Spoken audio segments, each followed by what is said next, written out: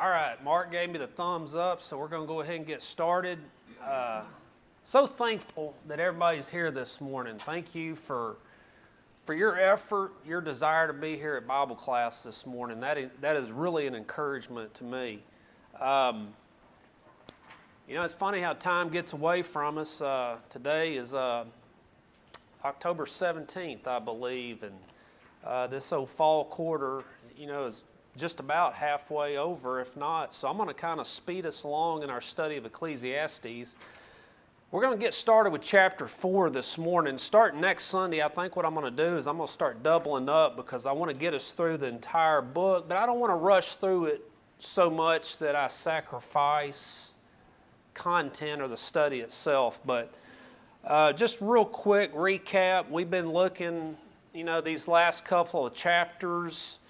We're looking at Solomon's journey through life. It's been a research project for him. He's been trying to seek out happiness, joy, contentment, satisfaction through pleasures, wisdom, looking at the different views of work. In chapter 3, we looked at all these different seasons of a person's life. Chapter 4 is kind of interesting. And there's a lot of different thoughts that's in chapter 4, so we're just going to dive right on into it. And let me say this before we get into chapter 4. Solomon's world was really different than ours in one sense, and in another sense, it's really no different than ours. He dealt with the same thing that you and I are having to deal with: wealth, power, politics, and the corruptions that come with all of that. So he gets right into it here in first 3 verses of chapter 4. We see this concept of oppression introduced. It says, "Then I looked again at all the acts of oppression which were being done under the sun." And that's that catchphrase that we see in our study of Ecclesiastes, everything under the sun. "And behold, I saw the tears of the oppressed, and that they had no one to comfort them. And on the side of their oppressors was power, but they had no one to comfort them." So this is kind of a general observation that Solomon has. And remember, Solomon's at the top of his game, if you will. He's king. And this is one of his observations. He doesn't go into a lot of detail as to what the oppression looks like per se, but he just kind of makes some general references to this sad state of affairs, oppression that's taking place in his day. When you hear the word oppression, we don't hear that just a lot in our everyday conversation, or at least I don't, but it's this idea of being taken advantage of, being mistreated. When I think of oppression, I think of people being subjected to mental and physical hardships. Do we have oppression going on in the United States? Absolutely. We see oppression in places like Afghanistan and North Korea. That's where we really see people being taken advantage of, being mistreated.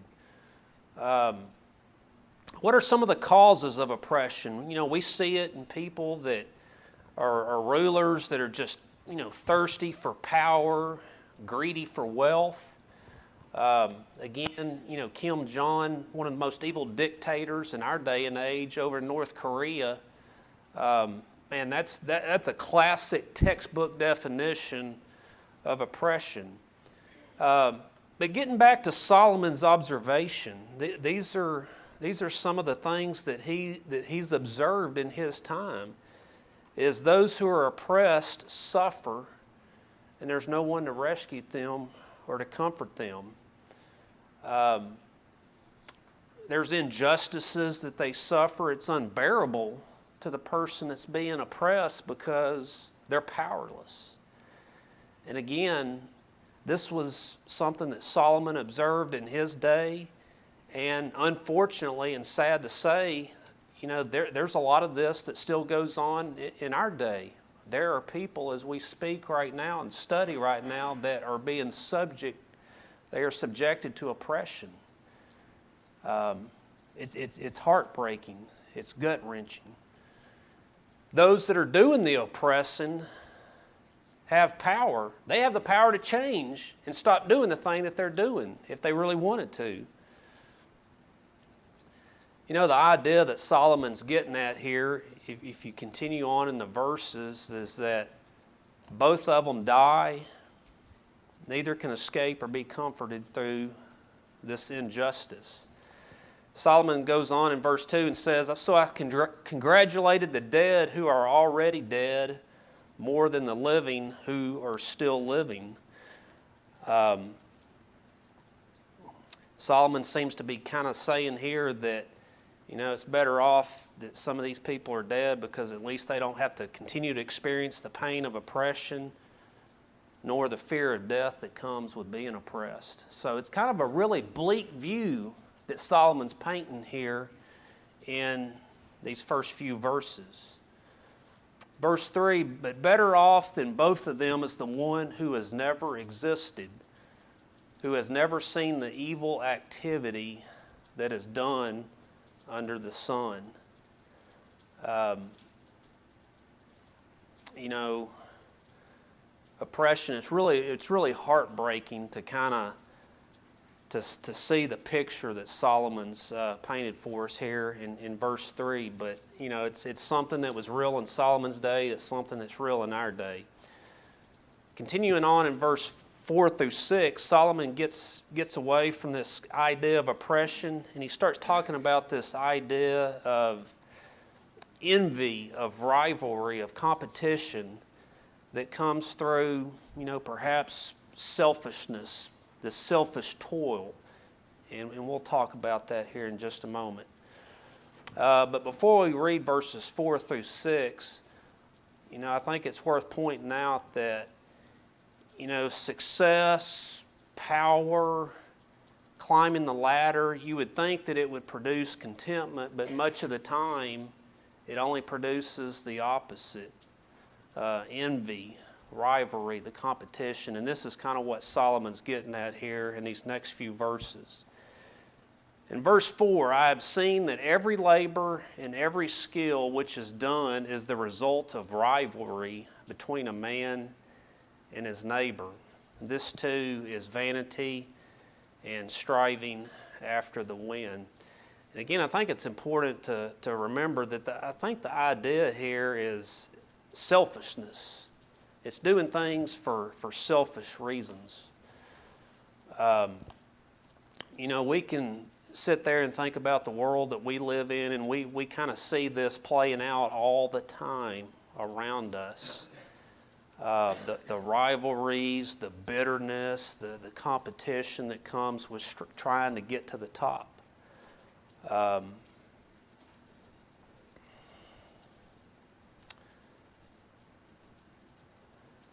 In verse 5 here, Solomon says, "The fool folds his hands and consumes his own flesh." So Solomon's kind of jumping around from topic to topic here. So at any time, if you have something you want to interject, you just jump right on in and interrupt me.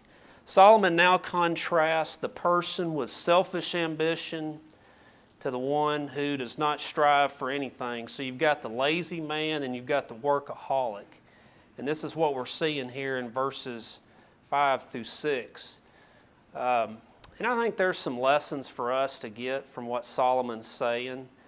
You know, we should all strive to work and provide for ourselves, but we don't want to go to either extreme, do we? You know, we want to have balance. Verse 6, "One hand is full of rest is better than two fists full of labor and striving after the wind." You know, again, the one that's balanced is the one that's content. You know, if all we're doing is living in order to work, then we've completely missed the boat, right, Bobby?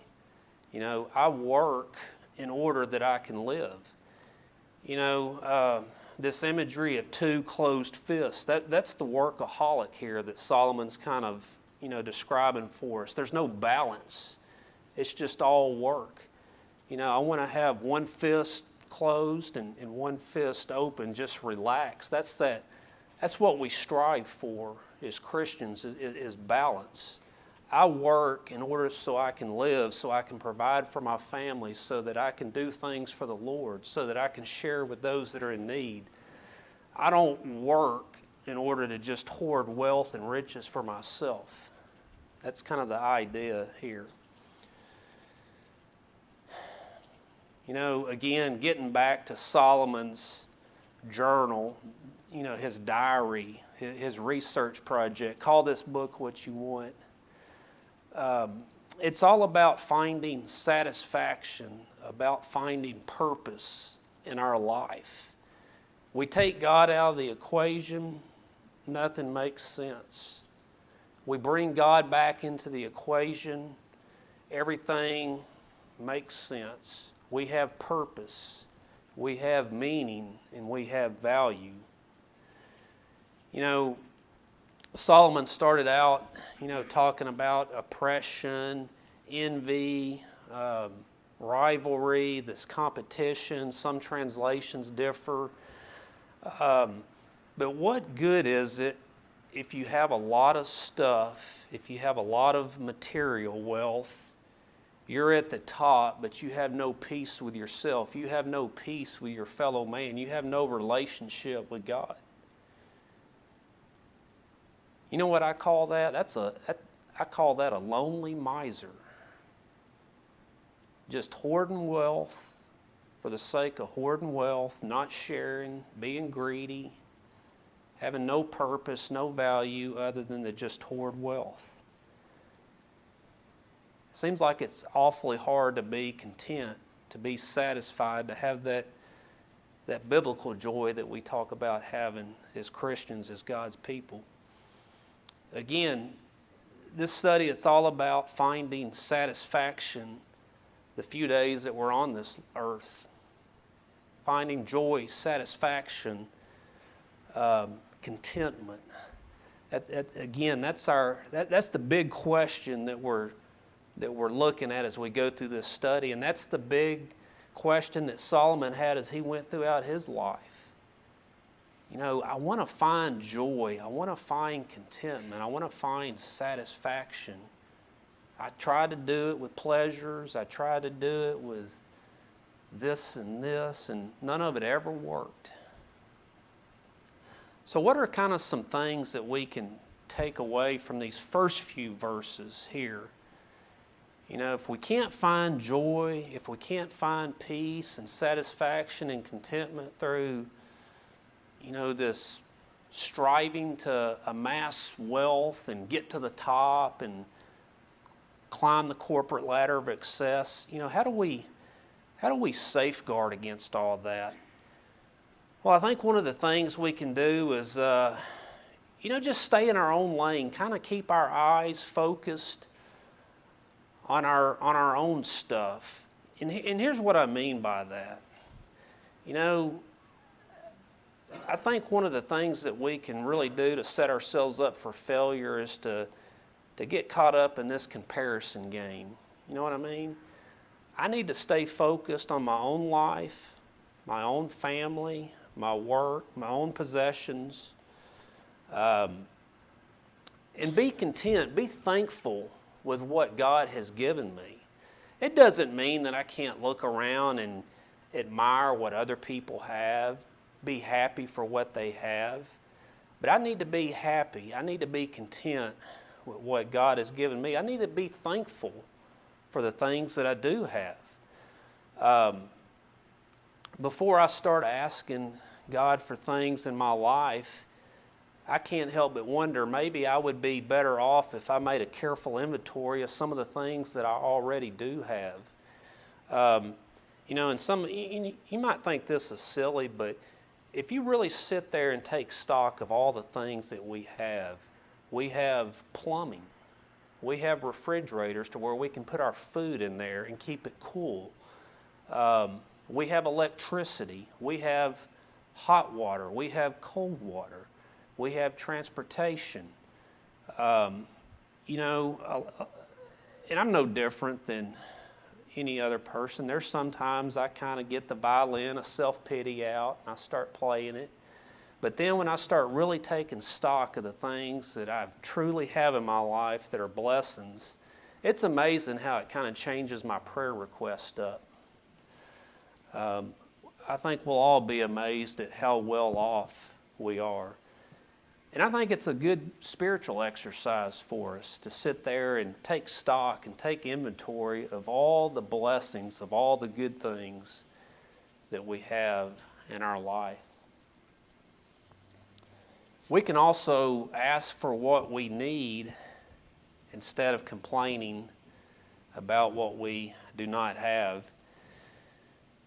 And I guess if I'm the teacher, I should, not bat an eye about throwing myself under the bus, right, Bubba? But, sometimes I've been guilty. Well, not sometimes. A lot of times I've been guilty of asking for things that I want instead of what I need. And I think that's a big sign, Alex, of spiritual maturity. As we grow and mature in the faith, God, please give me what I need and not necessarily what I want. If I'm always praying for what I want, to me, that's just a sign of being selfish. But God, give me what I need.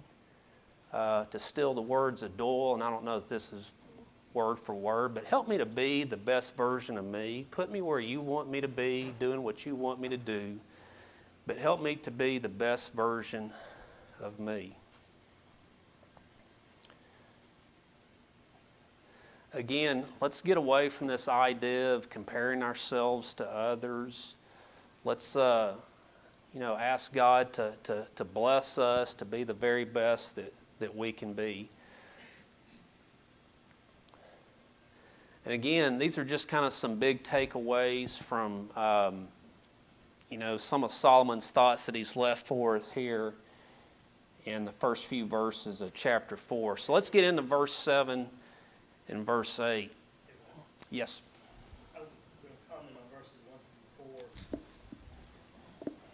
was going to comment on verses 1 through 4. Reading that and thinking about what he is saying here, I couldn't help but think about the 23rd Psalm.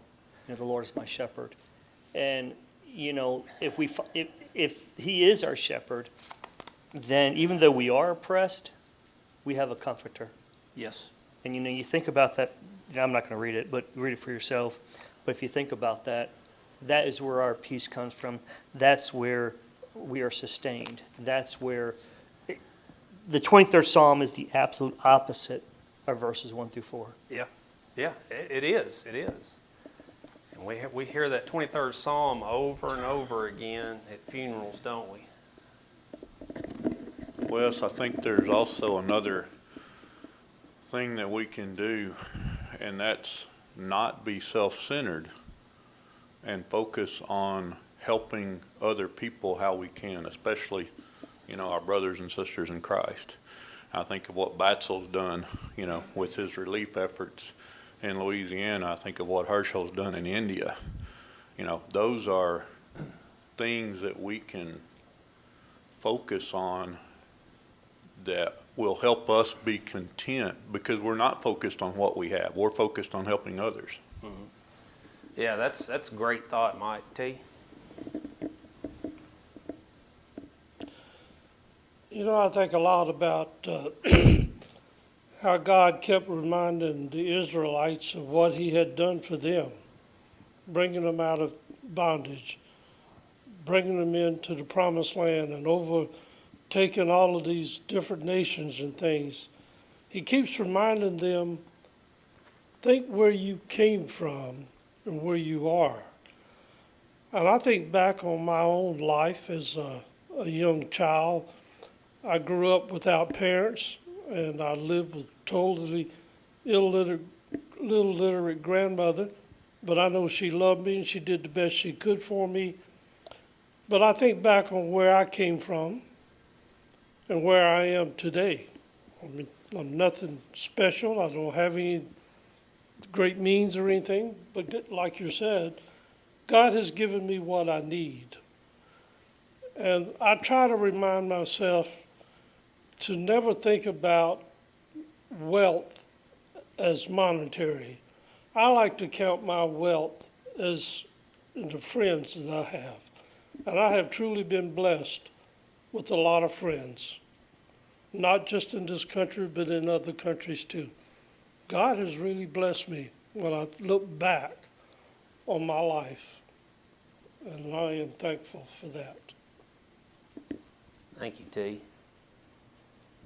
Yeah, this is not a, I could easily get us off track, but, you can't study Ecclesiastes without talking about the subject of wealth. And unfortunately, our country, we've got so many people, sad to say, that are chasing that.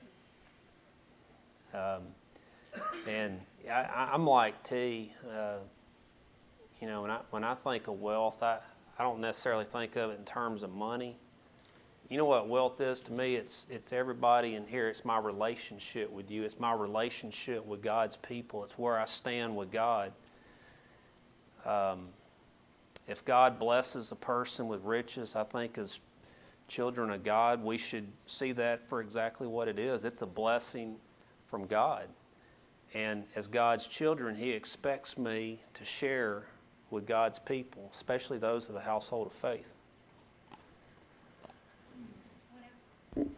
Whenever I think of the oppressed in our country, I'm thinking about human trafficking, children who are sex trafficked, this type of thing. So I think we are very spoiled. We're very comfortable. We don't like to think of ourselves as privileged, but we are, compared to other countries and compared to what a lot of people go through. So I think it's just important to be aware and do what we can to help the oppressed. Yes. I'm so glad you brought that up, Katrina. I had kind of, on my way here, I was thinking about bringing up this concept of human sex trafficking because as Katrina points out, it's here. And human sex trafficking is not just in Houston, Texas. You'd be surprised that there's young ladies that are being trafficked for sex right now in our backyard. We don't like to think about it because we like to pretend that, well, that happens over there. But it's right here in Lufkin, Texas. So it's real. We have people that are being oppressed right now, and we have people that are going to great lengths to do the oppressing, to hide it. So your point's well taken, Katrina. Verse 7 and 8, this is Solomon, and again, I'm hoping I'm going through some of this quick because I want to get through some more material here in chapter 4. But again, as we read 7 and 8, try to remember the context. Solomon's the king. I mean, he's not wanting for anything. These are just some observations that he's had, that he's left in his little diary, his notes for us. In verse 7, then I looked again at vanity under the sun. There was a certain man without a dependent, having neither a son nor a brother, yet there was no end to all his labor. Indeed, his eyes were not satisfied with riches, and he never asked, for whom am I laboring and depriving myself of pleasure? This too is vanity, and it is a grievous task. As a teacher of this class, I've obviously spent a lot more time reading Ecclesiastes, and Solomon in some ways kind of, continues with the same theme, and I see this theme over and over of just laboring for no purpose. And again, I think we have to strive for balance here. We cannot go throughout our life and live just to work. Because there's going to come a day where some of us physically, we just can't work anymore. But, it kind of paints a sad picture here that, some people go through life and that's their purpose, is to just work in order to amass wealth. And they amass that wealth, but they have nothing to show for it.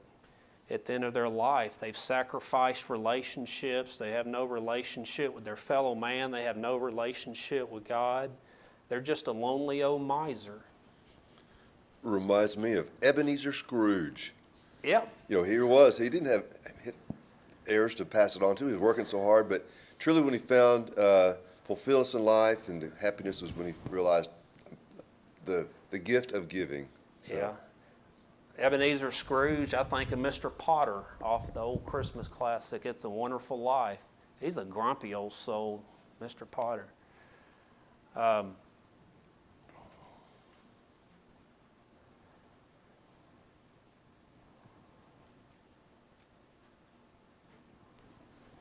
Well, something I think about when you think about passing things on is just being a mentor to people and passing on wisdom as well. If you don't have kids or grandkids, there's somebody that may need wisdom that you should seek out and pass on wisdom or things like that. Yeah, you know, I like your point, brother, and it's well taken.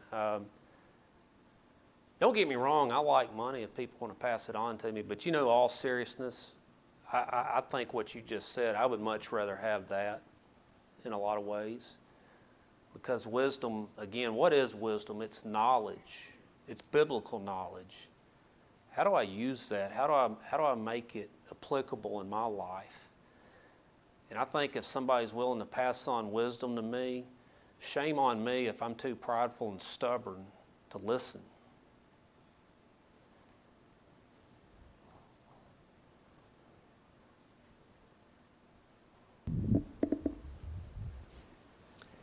You were talking about passing wisdom on, and you kind of relayed that back that you would prefer that over money. Something I've never actually thought of, but it just popped in my head. When one passes away, inheritance may be passed down. So the dollar was worked for, and it's passed down to those left. But no one leaves college degrees or doctorate degrees to anyone. They were a piece of paper that someone earned through their knowledge and effort, and you can't pass that down, except for the person receiving it accepts receiving that knowledge while the person's alive.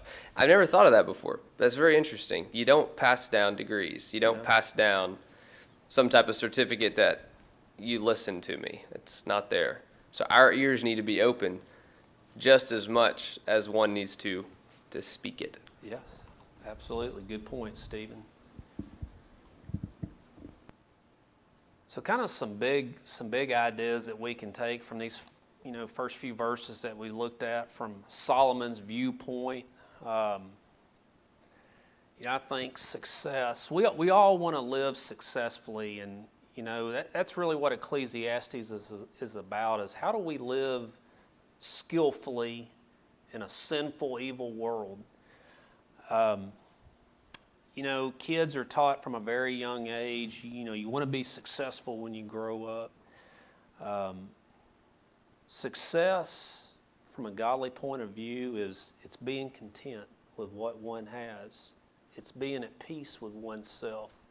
Being at peace with a fellow man and having a vertical relationship with God. Again, kind of going back to that idea that Solomon, talked about in the first few verses here in chapter 4, oppression, envy.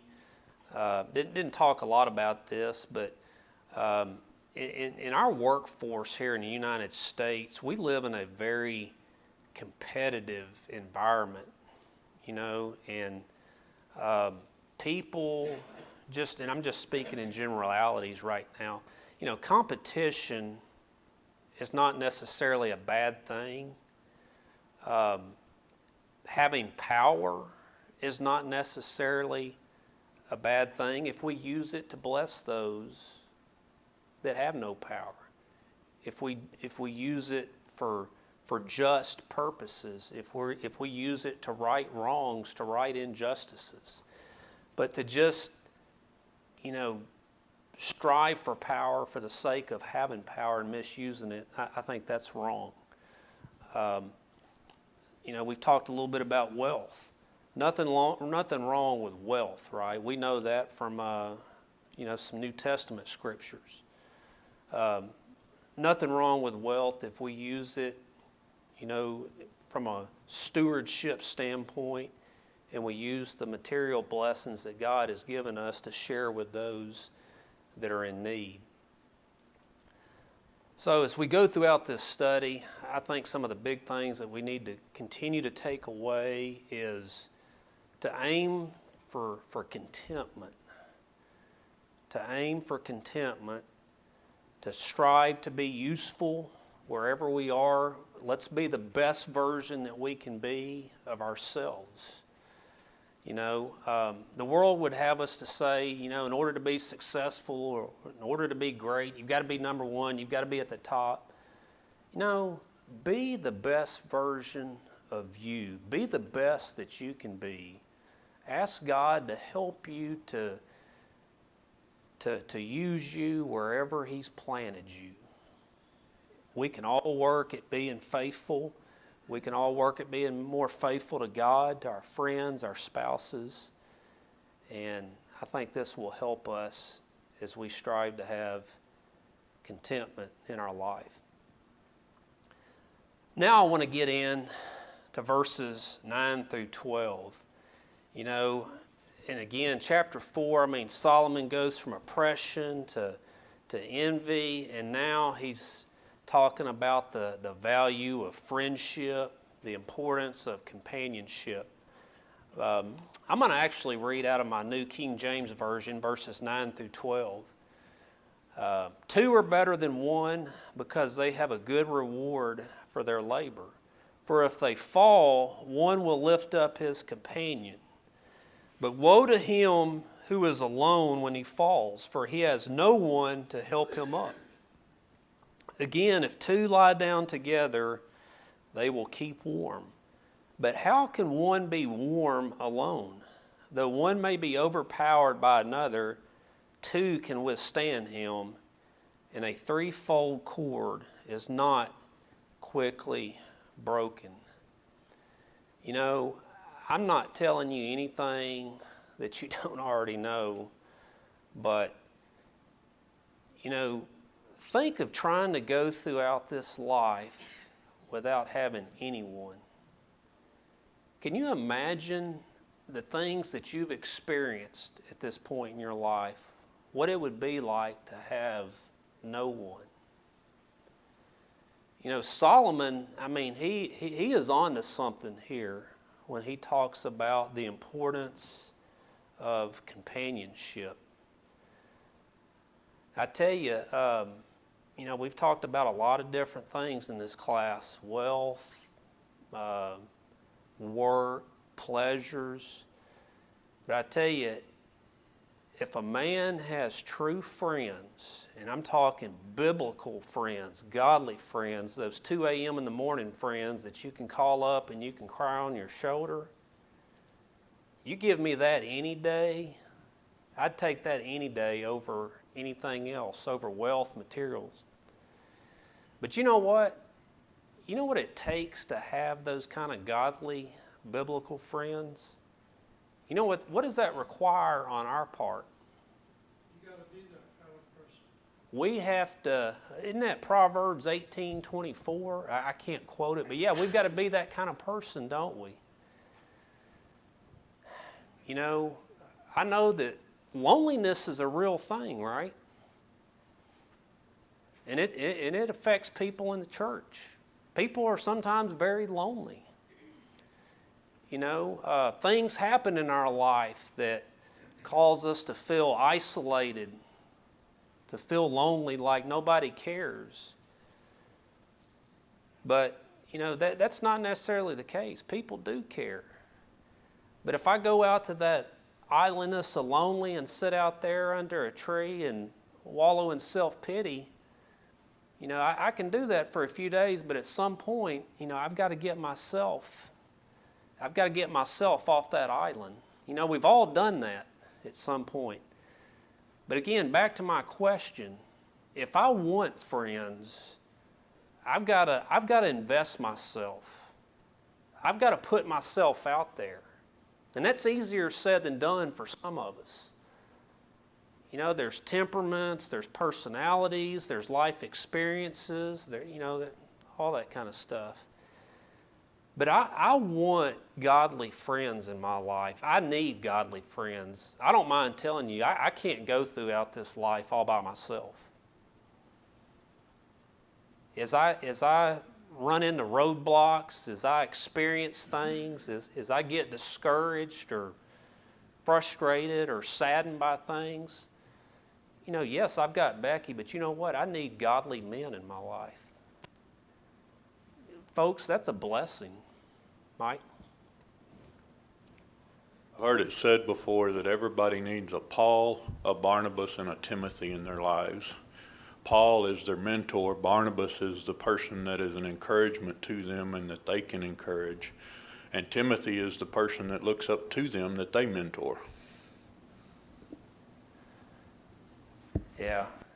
Again, your point's well taken, Mike. We need all kinds of friends in our life, right? One of the observations I've had is I think as men, there's a lot that we can learn from women. Men are really competitive. Would you agree, Paul? Just by our nature, I'm just speaking in generalities. There's always exceptions. But I've always noticed how women, man, they are so good at forming these strong bonds with one another. And you know what? It doesn't matter what their career is. That's just my observation. I've watched that all throughout my life.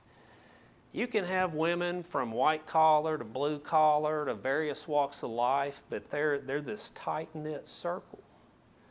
And men are just sometimes so stubborn and competitive. And again, I'm speaking in generalities right now. But just throwing that out there, something for you to think about. You're looking at me funny, T. But again, kind of back to my main argument here is we need each other, and having those kind of biblical friends that I think Solomon's kind of getting at here in the last part of chapter 4, that requires some time, some investment, and that requires us to be real, sincere, and genuine with each other. And it requires work. I'm going to stop right there and just see if I've confused anybody, if people are perplexed. If you agree or disagree, or if you have a thought.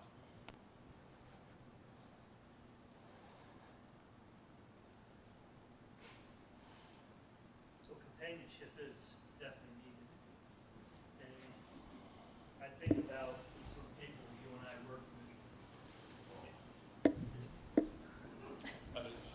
with. I think companionship is very important, and I think about some of the people you and I work with. And the right companionship is very important. These verses here show a good companionship, one that is beneficial to both. And, when you have someone that can help you through the good times and the bad times, that means a lot, and it makes life a whole lot easier, going back to what we read earlier in verses 1 through 4. And so, being a friend or having a friend, being a friend, and, Psalms talks about iron sharpens iron. And we do sharpen each other, in so many areas. And so it is very, very important for both males to have a friendship and females to have their friendship, because there's some things that, from my narrow perspective, I can't see. But having someone else who is true and right will say, no, you're thinking wrong. And that's very important. And that's where I am with a lot of my clients, because they just are so blind to what they see. And then the simplest thing, I'll say, hey, well, what about this? And they'll just glow and say, wow, I never thought about that. So I guess I'm a friend to a lot of people, but they're paying me. Yeah.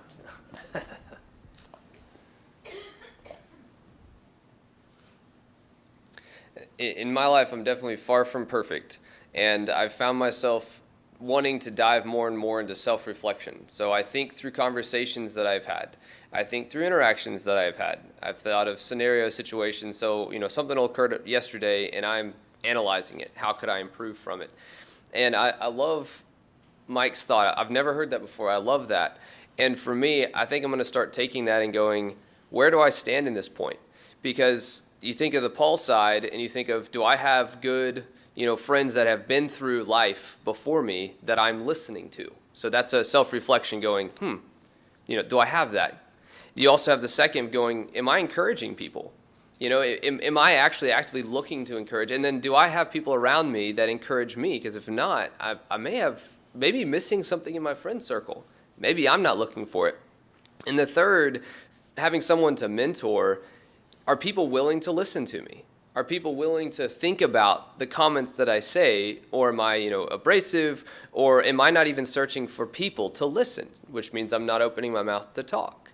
I love that, and in my head, I'm going to be thinking about that and pacing myself and my self-reflection, going, those are really good points to say. Am I pursuing Christ's teaching in all those different categories of growth for myself, Paul, encouragement around me and to others, Barnabas, and are people active in wanting to listen to the words that I'm speaking of Christ? I love that, and I'll be thinking in that kind of that self-reflection manner. Yeah, I really like what Solomon, had to say in verses 9 through 12. Companionships, friendships, they help us through those storms of life. It gives us reassurance. And let's face it, it's hard to go through this life and be alone. T?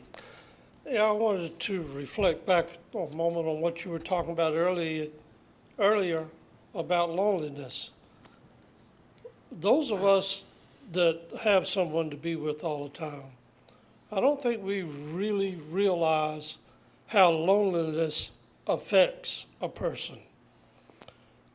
I can reflect back on a 6-month period of time in my life between high school and entering the military when I was alone, living in a old hotel while I was working before I went in the military, and how lonely that was. And I think of people that don't have other people to be with and how lonely they must be sometimes. And I think we need to think more about those people and how we might be able to reach out to them. And I'm fortunate now. I have a good Christian wife. I didn't just marry for love. I married for money. But I'm blessed with at least 2 people in my life that you talked about, that 24/7 type person that I could call any time of day or night, anywhere, and tell them if I'm in need to meet me in such a place, and they would be there. You're blessed if you got people like that, T. Lynn's not here. Lynn said something one time years ago, and it wasn't directly at me, but I remember this statement that he made. If you don't know, Lynn's wife passed away several years ago. I never met her. But Lynn told me one time coming back from Houston, he said, you know what? I'm not afraid of being alone, but I refuse to be lonely. And I thought that was a very pointed statement, and it made sense to me. And I'm also sympathetic to the fact that there's some people that don't have that kind of drive and that kind of zest that Lynn has. There's some people that need that extra boost, that extra push, that extra encouragement. But I appreciate so much people like Lynn that, T, me and you are blessed with godly women, right? And I'm like you, I'm married for money. But, no, I'm joking. But yeah, let's face it, we all need friendships. I'm thankful for men like Lynn that, yeah, he's alone, but you know what? He puts himself out there, doesn't he, Mike? He refuses to, and I don't mean any disrespect by this, but Lynn has never been one to go sit under a palm tree and wallow in self-pity. And I don't think that does anybody any good.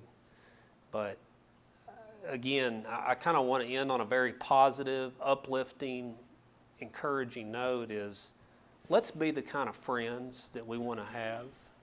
Let's be friendly. Let's put ourselves out there. Let's offer our companionship to those that are struggling with loneliness because of, your point, T.